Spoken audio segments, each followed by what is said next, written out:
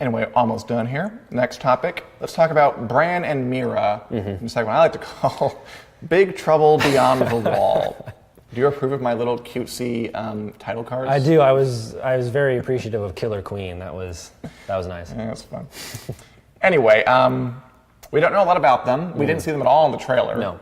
The only shot we have of them is this one, where I think it's funny.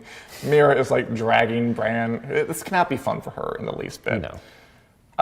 So last we met them, they were beyond the wall. Benjen Starker dropped them off like way too far away from the wall, frankly. I don't know why he just didn't drop them off closer. The White Walkers are still out there. And what are Bran and Mira going to do? Like, we know they want to get south of the wall. Will they be successful? I think that they're going to be successful because it's been made pretty clear that Bran's going to be very crucial in whatever battle against the White Walkers the people of Westeros are going to want to wage. So I definitely think that he makes it. I don't know if they both make it. Oh, we've already seen one sacrifice in this trio of, or you could say two sacrifices. Yeah, you got Jojen, her brother too. Yeah, and Hodor and her brother. 2 people down, 2 left. I don't know. And those plant children. And the plant children, and I think that it adds a lot of weight to Bran's battle against the White Walkers, that we've had these sacrifices. It does. That people don't know about. He could show up in the north and with Jon and Sansa and be like, oh my God, I have all this information. And they have no context for what exactly he went through to retain the information that he has that could potentially save everybody in Westeros. So I think that adds some kind of weight here. And if we have another sacrifice, I'm not saying I'm rooting for it, but if we have another one, that really kind of solidifies Bran's importance here. I mean, for one thing, how would he move? Like, if Mira would die beyond the wall, he's pretty much screwed. So I think we can assume that he at least gets south of the wall first, but I don't know. Speaking of that, will we see the wall this year? Because, I mean, last year, Dolores Ed was kind of left in charge, nominally in charge. Yeah. And in the trailer, there was a brief shot of the gate opening, yeah. So I guess we'll go back to it. I was guessing, I saw that, I was like, it's probably Bran and Mira coming through. Could be. Is what I was going to guess. And the bigger question is, I think a lot of fans were expecting this, is the wall coming down this year?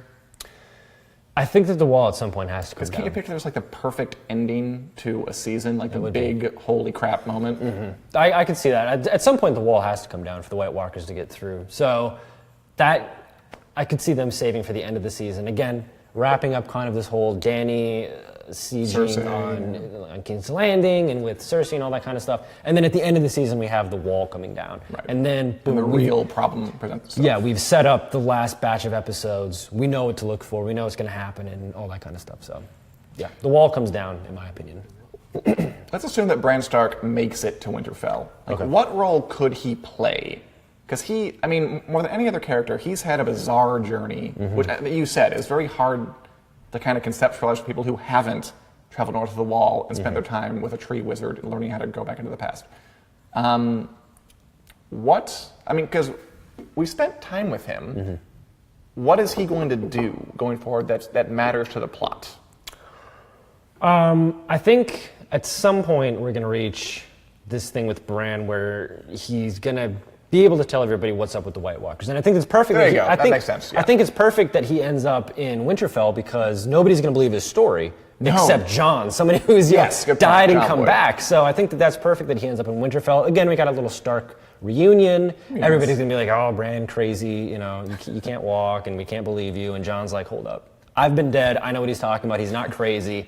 This is it. I've seen these folk. They're bad. They're blue. They're right? white. And Jon's been way beyond the wall, too. So he's kind of got this experience that Bran has, and they can put it together. So I think that's ultimately, we talked about Sam is going to maybe find things out at the college about the White Walkers. The college. We're also going to find out, Bran's going to have knowledge of the White Walkers. I can see it. I hope Mira makes it. I do too. I love Mira. I think she's earned the right to not have to lug this kid around anymore and to have some kind of peace.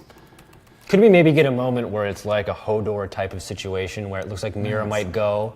And then that's when maybe Jon comes up and finds Bran and everything like that. I appreciate it. It's a nice little payoff because we've seen two of our friends die with Bran. And his direwolf. And the direwolf. Also died. Rule of thirds, third time it happens, we got something different. So, and then something happy. Also, there's been a little romantic tension between the two of them. But It's like that Graham Masson situation where it's like, I don't know,